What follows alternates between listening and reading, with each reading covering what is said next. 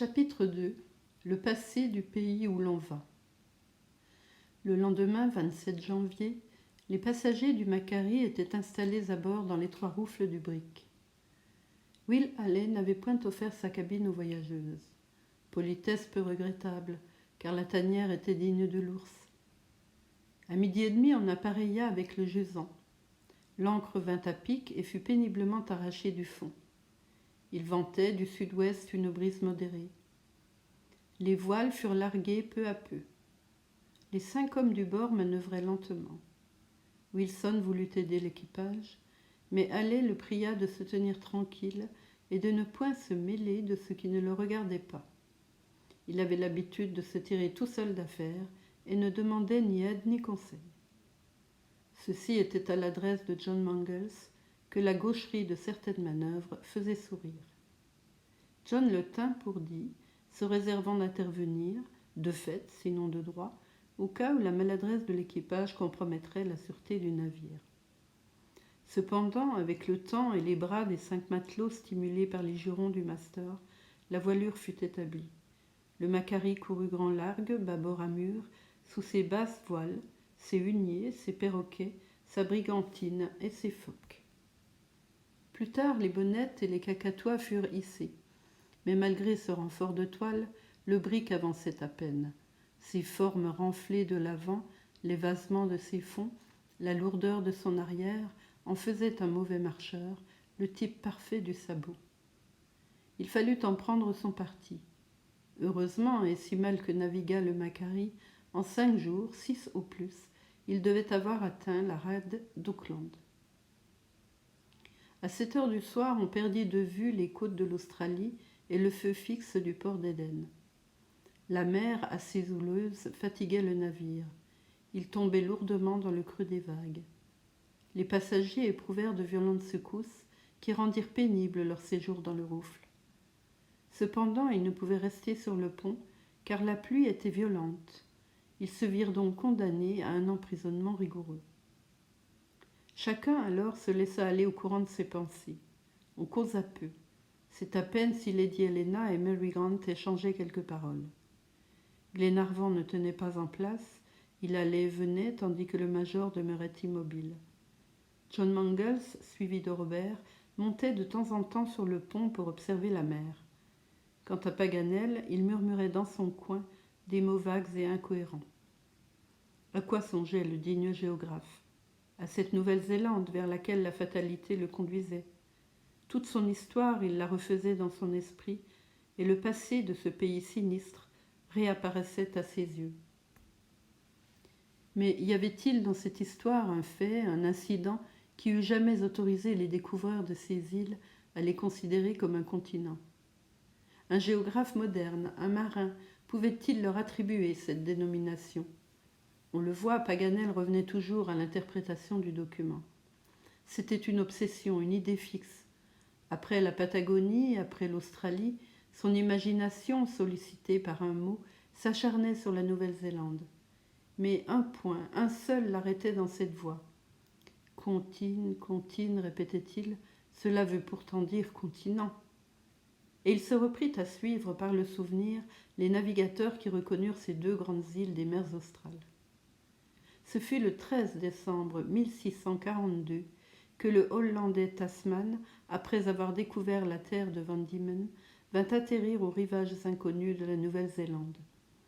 Il prolongea la côte pendant quelques jours et le 17, ses navires pénétrèrent dans une large baie que terminait une étroite passe creusée entre 2 îles.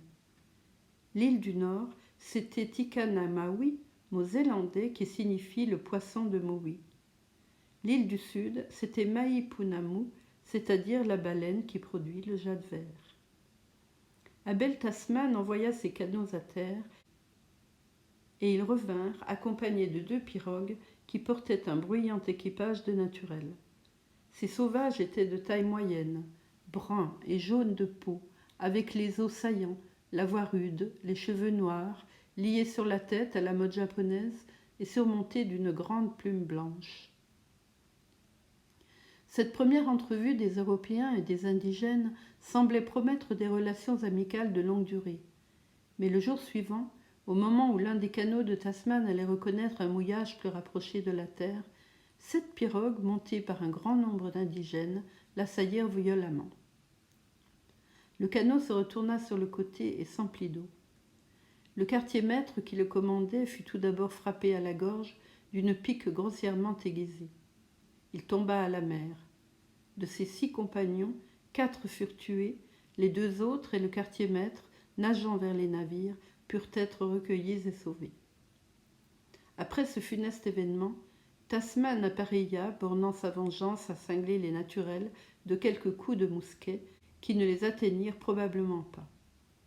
Il quitta cette baie à laquelle est resté le nom de baie du massacre, remonta la côte occidentale et le 5 janvier, il mouilla près de la pointe du Nord. En cet endroit, non seulement la violence du ressac, mais les mauvaises dispositions des sauvages l'empêchèrent de faire de l'eau, et il quitta définitivement ces terres, auxquelles il donna le nom de Statenland, c'est-à-dire terre des États, en l'honneur des États généraux. En effet, le navigateur hollandais s'imaginait qu'elle confinait aux îles du même nom, découvertes à l'est de la Terre de Feu, à la pointe méridionale de l'Amérique. Il croyait avoir trouvé le grand continent du Sud. Mais, se disait Paganel, ce qu'un marin du XVIIe siècle a pu nommer continent, un marin du XIXe n'a pu l'appeler ainsi. Pareille erreur n'est pas admissible. Non, il y a quelque chose qui m'échappe. Pendant plus d'un siècle, la découverte de Tasman fut oubliée et la Nouvelle-Zélande ne semblait plus exister, quand un navigateur français, Surville, en prit connaissance par 35° 37' de latitude. D'abord, il n'eut pas à se plaindre des indigènes, mais les vents l'assaillirent avec une violence extrême et une tempête se déclara, pendant laquelle la chaloupe qui portait les malades de l'expédition fut jetée sur le rivage de la baie du Refuge. Là, un chef nommé Nagui Nouillet reçut parfaitement les Français et les traita dans sa propre case. Tout alla bien jusqu'au moment où un canot de Surville fut volé. Surville réclama vainement et crut devoir punir de ce vol un village qu'il incendia tout entier. Terrible et injuste vengeance qui ne fut pas étrangère aux sanglantes représailles dont la Nouvelle-Zélande allait être le théâtre. Le 6 octobre 1769 parut sur ses côtes l'illustre Cook. Il mouilla dans la baie de Taweroa avec son navire l'Endeavour et chercha à se rallier les naturels par de bons traitements. Mais pour bien traiter les gens, il faut commencer par les prendre. Cook n'hésita pas à faire 2 ou 3 prisonniers et à leur imposer ses bienfaits par la force. Ceux-ci, comblés de présents et de caresses, furent ensuite renvoyés à terre. Bientôt, plusieurs naturels, séduits par leurs récits, vinrent à bord volontairement et firent des échanges avec les Européens. Quelques jours après, Cook se dirigea vers la baie Hawkes, vaste échancrure creusée dans la côte est de l'île septentrionale.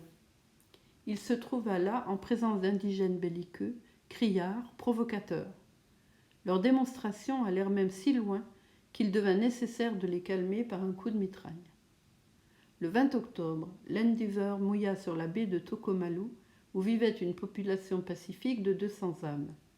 Les botanistes du bord firent dans le pays de fructueuses explorations, et les naturels les transportèrent au rivage avec leurs propres pirogues. Cook visita 2 villages défendus par des palissades, des parapets et de doubles fossés, qui annonçaient de sérieuses connaissances en castramétation. Le plus important de ces forts était situé sur un rocher, dont les grandes marées faisaient une île véritable. Mieux qu'une île même, car non seulement les eaux l'entouraient, mais elles mugissaient à travers une arche naturelle, haute de 60 pieds, sur laquelle reposait ce pas inaccessible. Le 31 mars, Cook, après avoir fait pendant 5 mois une ample moisson d'objets curieux, de plantes indigènes, de documents ethnographiques et ethnologiques, donna son nom au détroit qui sépare les 2 îles et quitta la Nouvelle-Zélande. Il devait la retrouver dans ses voyages ultérieurs. En effet, en 1773, le grand marin reparut à la baie Hawkes et fut témoin de scènes de cannibalisme. Ici, il faut reprocher à ses compagnons de les avoir provoqués. Les officiers, ayant trouvé à terre les membres mutilés d'un jeune sauvage, les rapportèrent à bord, les firent cuire et les offrirent aux naturels qui se jetèrent dessus avec voracité. triste fantaisie de se faire ainsi les cuisiniers d'un repas d'anthropophages. Cook, pendant son 3e voyage, visita encore ces terres qu'il affectionnait particulièrement et dont il tenait à compléter le levé hydrographique. Il les quitta pour la dernière fois le 25 février 1777. En 1791, Vancouver fit une relâche de 20 jours à la baie Sombre, sans aucun profit pour les sciences naturelles ou géographiques. D'Entrecasteaux, en 1793, releva 25 milles de côte dans la partie septentrionale d'Ikanamaui. Les capitaines de la marine marchande, Ozen et Dalrympe, puis Baden, Richardson, Moody, y firent une courte apparition, et le docteur Savage, pendant un séjour de 5 semaines, recueillit d'intéressants détails sur les mœurs des Néo-Zélandais. Ce fut cette même année, en 1805, que le neveu du chef de Rangiou, l'intelligent Douattara, s'embarqua sur le navire Largo, mouillé à la baie des Îles et commandé par le capitaine Baden. Peut-être les aventures de Douattara fourniront-elles un sujet d'épopée à quelques Homères maoris. Elles furent fécondes en désastres, en injustices, en mauvais traitements. Manque de foi, séquestration, coups et blessures, voilà ce que le pauvre sauvage reçut en échange de ses bons services. Quelle idée il dut se faire de gens qui se disent civilisés. On l'emmena à Londres, on en fit un matelot de la dernière classe, le souffre-douleur des équipages. Sans le révérend Marsden, il fut mort à la peine. Ce missionnaire s'intéressa aux jeunes sauvages, auxquels il reconnut un jugement sûr, un caractère brave, des qualités merveilleuses de douceur, de grâce et d'affabilité. Marsden fit obtenir à son protégé quelques sacs de blé et des instruments de culture destinés à son pays. Cette petite pacotille lui fut volée. Les malheurs, les souffrances accablèrent de nouveau le pauvre Douattara jusqu'en 1814, où on le retrouve enfin rétabli dans le pays de ses ancêtres. Il allait alors recueillir le fruit de tant de vicissitudes quand la mort le frappa à l'âge de 28 ans, au moment où il s'apprêtait à régénérer cette sanguinaire Zélande. La civilisation se trouva sans doute retardée de longues années par cet irréparable malheur. Rien ne remplace un homme intelligent et bon qui réunit dans son cœur l'amour du bien à l'amour de la patrie. Jusqu'en 1816, la Nouvelle-Zélande fut délaissée. À cette époque, Thomson en 1817, Lydiard Nicolas en 1819, Marsden parcoururent diverses portions des 2 îles, et en 1820, Richard Cruz, capitaine au 84e régiment d'infanterie, y fit un séjour de 10 mois qui valut à la science de sérieuses études sur les mœurs indigènes. En 1824, Duperré, commandant la Coquille, relâcha à la baie des Îles pendant 15 jours et n'eut qu'à se louer des naturels. Après lui, en 1827, le baleinier anglais Mercury dut se défendre contre le pillage et le meurtre. La même année, le capitaine Dillon fut accueilli de la plus hospitalière façon pendant 2 relâches. En mars 1827, le commandant de l'Astrolabe, l'illustre Dumont d'Urville, put impunément et sans armes passer quelques nuits à terre au milieu des indigènes, échanger des présents et des chansons, dormir dans les huttes et poursuivre sans être troublé ces intéressants travaux de relèvement qui ont valu de si belles cartes au dépôt de la marine. Au contraire, l'année suivante, le brick anglais Hawes, commandé par John James, après avoir touché à la baie des Îles, se dirigea vers le cap de l'Est et eut beaucoup à souffrir de la part d'un chef perfide nommé Enararo. Plusieurs de ses compagnons subirent une mort affreuse. De ces événements contradictoires, de ces alternatives de douceur et de barbarie, il faut conclure que trop souvent, les cruautés des Néo-Zélandais ne furent que des représailles. Bon ou mauvais traitement tenaient au mauvais ou au bon capitaine. Il y eut certainement quelques attaques non justifiées de la part des naturels, mais surtout des vengeances provoquées par les Européens. Malheureusement, le châtiment retomba sur ceux qui ne le méritaient pas. Après d'Urville, l'ethnographie de la Nouvelle-Zélande fut complétée par un audacieux explorateur qui 20 fois parcourut le monde entier, un nomade, un bohémien de la science, un Anglais, Earl. Il visita les portions inconnues des 2 îles, sans avoir à se plaindre personnellement des indigènes, mais il fut souvent témoin de scènes d'anthropophagie. Les Néo-Zélandais se dévoraient entre eux avec une sensualité répugnante. C'est aussi ce que le capitaine Laplace reconnut en 1831 pendant sa relâche à la baie des Îles. Déjà, les combats étaient bien autrement redoutables, car les sauvages maniaient les armes à feu avec une remarquable précision. Aussi, les contrées, autrefois florissantes et peuplées d'Ikanamawi, se changèrent-elles en solitude profonde. Des peuplades entières avaient disparu, comme disparaissent des troupeaux de moutons, rôtis et mangés. Les missionnaires ont en vain lutté pour vaincre ces instincts sanguinaires. Dès 1808, Church Missionary Society avait envoyé ses plus habiles agents, c'est le nom qui leur convient, dans les principales stations de l'île septentrionale. Mais la barbarie des Néo-Zélandais l'obligea à suspendre l'établissement des missions. En 1814 seulement, messieurs Marsden, le protecteur de Douatara, Hall et King débarquèrent à la baie des Îles et achetèrent des chefs un terrain de 200 acres au prix de 12 haches de fer. Là s'établit le siège de la société anglicane. Les débuts furent difficiles, mais enfin les naturels respectèrent l'avis des missionnaires, ils acceptèrent leurs soins et leurs doctrines, quelques naturels farouches s'adoucirent. Le sentiment de la reconnaissance s'éveilla dans ces cœurs inhumains. Il arriva même en 1824 que les Zélandais protégèrent leurs harikis, c'est-à-dire les révérends, contre de sauvages matelots qui les insultaient et les menaçaient de mauvais traitements. Ainsi donc, avec le temps, les missions prospérèrent, malgré la présence des convicts évadés de Port Jackson qui démoralisaient la population indigène.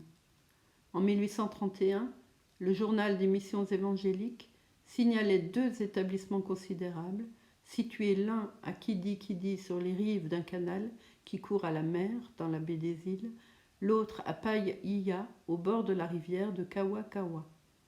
Les indigènes convertis au christianisme avaient tracé des routes sous la direction des harikis, percé des communications à travers les forêts immenses, jeté des ponts sur les torrents.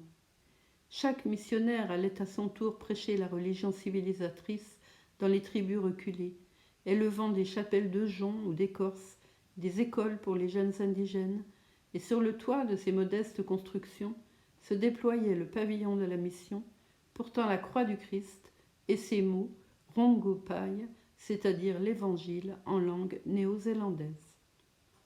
Malheureusement, l'influence des missionnaires ne s'est pas étendue au-delà de leurs établissements. Toute la partie nomade des populations échappe à leur action. Le cannibalisme n'est détruit que chez les chrétiens, et encore, il ne faudrait pas soumettre ces nouveaux convertis à de trop grandes tentations.